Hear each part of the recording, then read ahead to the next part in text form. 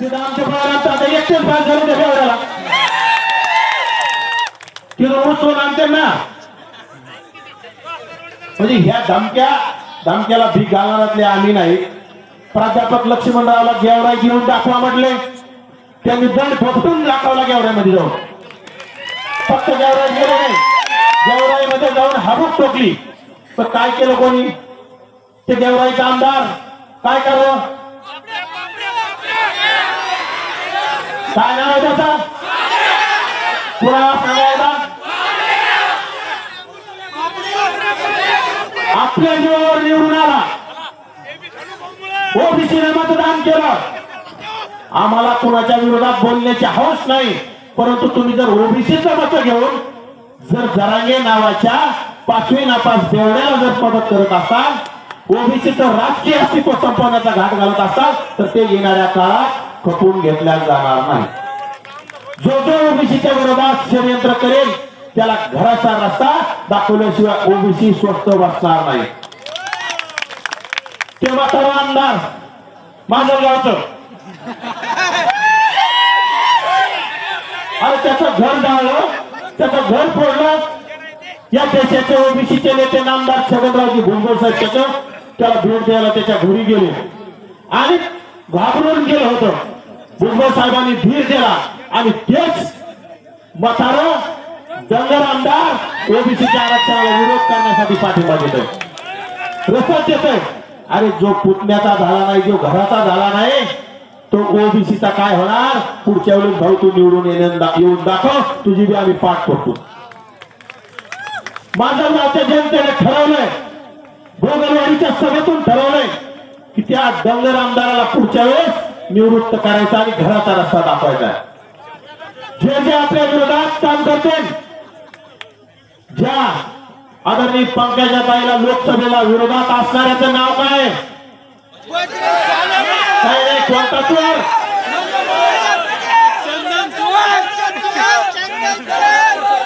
त्या चोराला पुढच्या वेळेस त्याचं डिपॉझिट जप्त केल्याशिवाय ओबीसीने आता स्वस्त बसायचं नाही.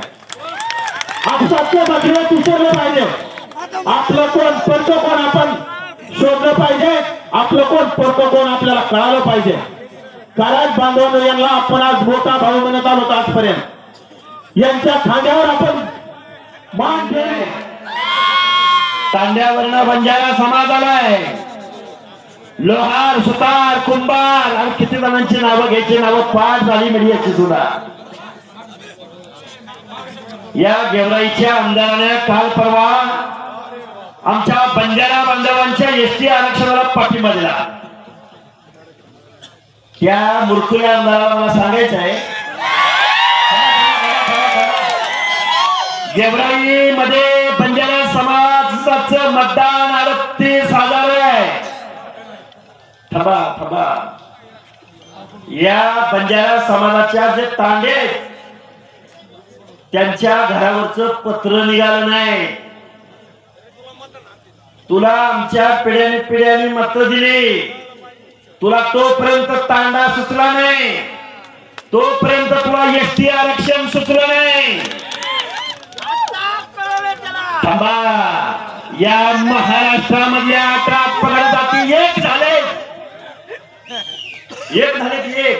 माळी, सारी, कोळी, तेली, हटकर, खंडर, संगर, वंजारी, लोणारी, परीट, गुराव, गडची, नाभेद, सुतार, लोहार, कुंभार, बेडार, लागोशी, बेलदार, वडार, सोनार, कुंभार, तेली समाज, नाभिक समाज.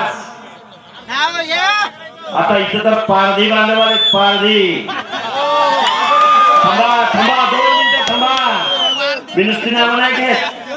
राज पारधी, शिकार पारधी, फासे पारधी, किती सांगू पारध्यांच्या उपजाती. बंजारा समाजाचं सांगू का? काय काय सांगू? अरे मूर्खुल्या, अरे तुम्ही जर हैदराबाद गॅजेट काढून जर तुम्ही ओबीसी मध्ये येणार असाल तर मग आमच्या बंजारा समाजाच्या बांधवांना वाटू शकतं ना, अरे आम्ही तर एसटी मध्ये होतो. थांबा थांबा, आमच्या धोबी बांधवांना वाटू शकतं ना, आम्ही एसटी मध्ये आहोत. मग आमच्या धनगर बांधवांना तर वाटू शकतं आम्ही एसटी मध्ये आहोत. अरे आमच्या विजयंती मधल्या विमुक्त जातींना वाटू शकतो आम्ही एसटी मध्ये आहोत.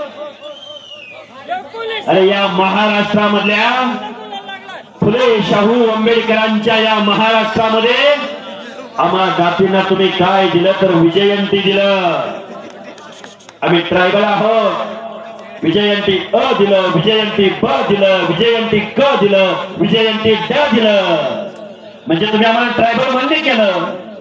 पण आम्हाला जर तुम्ही एसटी मध्ये टाकलं तर मल्हारराव होळकरांच्या भाषेमध्ये मुळा मुठा नदीच्या काठावर हे जे आताचे आमदार खासदार आहेत हे गुन्हे बनवायला जातील. आत्ता पण जाऊ शकतात बरं का. तो बुरखुल्याच्या कसा तिळपापड झालाय ना. आता म्हणाल तरी खरं त्याची लायकी नाही बरं का त्याचं नाव घेणं एवढी. आणि आपल्यातली एक दोन चार माणसं काय म्हणतात माहिती का, हाकेश्वर मुठसूट येतोय आणि बीड जिल्ह्यात येतोय. त्यांना सांगतो मी या मुरखुल्याचा बाप आहे ना तिला बारामतीमध्ये, अशा बारामतीमध्ये मोर्चा घेऊन आलो. हिंगोली जिल्ह्यातल्या कळमनुरीला चाललोय, नांदेड जिल्ह्यामध्ये चाललोय, जालना जिल्ह्यामध्ये चाललोय, परभणीमध्ये चाललोय. आणि आमच्या मुंबई उपनगरामध्ये आगरी, कोळी, भंडारी, कराडी, कोकणामधला कुणबी या सगळ्या माणसांनी महाराष्ट्रामध्ये यलगार पुकारलाय. आता मी आलोय कुठं, शृंगारवाडी, शिरूर कासार तालुक्यात, गेवराई तालुक्यात, बंगाली पिंपळा, शेकटा, चकलांबा, चिंतरवली. ए थांबा थांबा, बारकी बारकी गाव आहेत आजूबाजूला, वाड्या वस्त्या आहेत. उमापूर, बांधगाव, अरे शहाजान काय थांबा थांबा. अरे बांधायचं नाही, अजिबात नाही, अजिबात नाही. हे बघा भोगलवाडीची सभा झाली 32 गावांची, भोगलवाडीची सभा झाली 32 गावांची आणि आजची शृंगारवाडीची सभा 50 गावांची. आणि परवाजी होणार ना. हे बघा आम्ही जिल्हा तालुक्याला जात नाही, मी वाड्या वस्त्यावरती जातोय. आजच नगर जिल्ह्यामध्ये, अहिल्यानगर जिल्ह्यामध्ये सभा ठरवून आलोय. माऊली महाराज, बळीराम तात्या, हा जगन्नाथाचा रथ आहे आणि या जगन्नाथाच्या रथाला हात कुणाचा लागणार आहे. ज्याचा ज्याचा जगन्नाथाच्या रथाला हात लागेल तो पवित्र होणार आहे.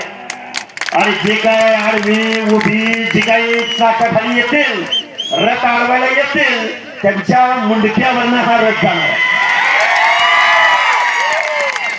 अरे 10% मतदाराला मुख्यमंत्री महोदय तुम्ही एवढं घाबरताय,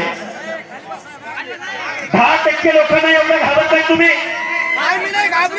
ऐका ऐका ऐका, 10% लोकांना तुम्ही एवढं घाबरताय. आम्ही ओबीसी विजयंती बांधव किती आहोत, 60% आहोत, 60%. अजून आमची आंबेडकरी जनता, आमची आदिवासी जनता, त्यांचं किती मतदान आहे, 60-70% आपण जातो. मराठवाड्यातल्या माझ्या दलित बांधवांना माझं सांगणं आहे, नामांतर लढ्यामध्ये तुमची घरं जाणारे कोण होते. 56 मोर्चे काढले तुम्ही, 56 मोर्चामध्ये तुमची मागणी होती की अॅट्रॉसिटी कायदा रद्द करा. आमच्या ओबीसीच्या कुठल्या माणसाने कधी अॅट्रॉसिटी कायदा रद्द करा म्हणून मोर्चा काढला होता का. आता आमच्या मुस्लिम बांधवांना आमचं सांगणं आहे, छत्रपती संभाजीनगरचा खासदार कुणी पाडला. अरे इथे एक मेहबूब शेख नावाचा एक कार्यकर्ता होता, माझा मित्र आहे का. अरे त्यांची मतं तुम्ही घेतली, पण त्या मेहबूब शेखला मतं नाही दिली तुम्ही. अजून सांगतो ऐका, अजून सांगतो, सगळे सगळे मुस्लिमांमधले 60% ओबीसी आहेत, ते आपल्या बरोबर आहेत. गाव वगैरेतल्या 18 पगड जाती एकत्रित येत आहेत. स्वर्गीय वंदनीय गोपीनाथराव मुंडे यांचा वारसा तुम्हाला मला चालवायचा आहे. आता हे काय नाव घेतलं मी तुमच्या समोर? हे नाव घेण्याचं कारण असं आहे, आत्ताच आम्ही एका नेत्याच्या घरी गेलो होतो. गोपीनाथराव मुंडे साहेबांना पण इथल्या काही लोकांनी प्रश्न विचारला, आमच्या लोकांना प्रश्न विचारला, आणि मुंडे साहेबांनी तुम्हाला काय दिलंय? तोच प्रश्न माननीय मुंडे साहेबांना विचारला की मुंडे साहेब, आमच्या हातातला कोयता सुटला नाही, तुम्ही आम्हाला काय दिलं? त्यावेळी गोपीनाथराव मुंडे नावाचा माणूस बोलला, मी तुम्हाला जरी काही देऊ शकलो नाही तर मी तुम्हाला लढायला स्वाभिमान दिलाय. आज खरं न्यूज असते, माननीय छगनरावजी भुजबळ ठाम भूमिका घेत आहेत. गावागाड्यातला ओबीसी बांधव त्यांच्या पाठीशी ठामपणे उभा राहतोय. आणि काही माणसं मला बोलत होती, 2 मिनिटं शांत चित्तानं ऐका का. काही माणसं मला बोलत होती, हाके सर आपली माणसं बोलत नाहीत, हाके सर आपली माणसं बोलत नाहीत, हाके सर आपली माणसं बोलत नाहीत. वंदनीय गोपीनाथराव मुंडे यांची लेख सुद्धा जबाबदारीने बोलली,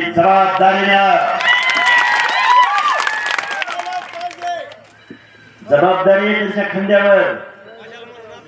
गावगाड्यातल्या हर एक माणसाच्या हिताचं संरक्षण करणारे, मोजून मोपून, आणि आपण जबाबदारीच्या पदावर आहे.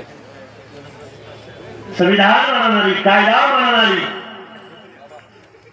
हे का बोलतोय मी तुमच्या समोर? कारण गावगाड्यातला एक एक आमदार बोलायला लागेल, एक एक मंत्री बोलायला लागेल. थोडे दिवस थांबा, तुम्ही फक्त एकी दाखवा, एकी. अरे मुंबईला झुंड घेऊन गेला म्हणून मुख्यमंत्री तुमच्या समोर लीन झाला, आणि आमचा गावगाड्यातला 50% ओबीसी आणि आमची आंबेडकरी जनता, अरे आम्ही थोडे थोडे तरी एकत्रित आलो ना, थोडी थोडी माणसं. कारण महामानव डॉक्टर बाबासाहेब आंबेडकरांनी तुम्हाला मला 340व्या कलमामध्ये आरक्षण दिलं, 341व्या कलमामध्ये एसटीला दिलं.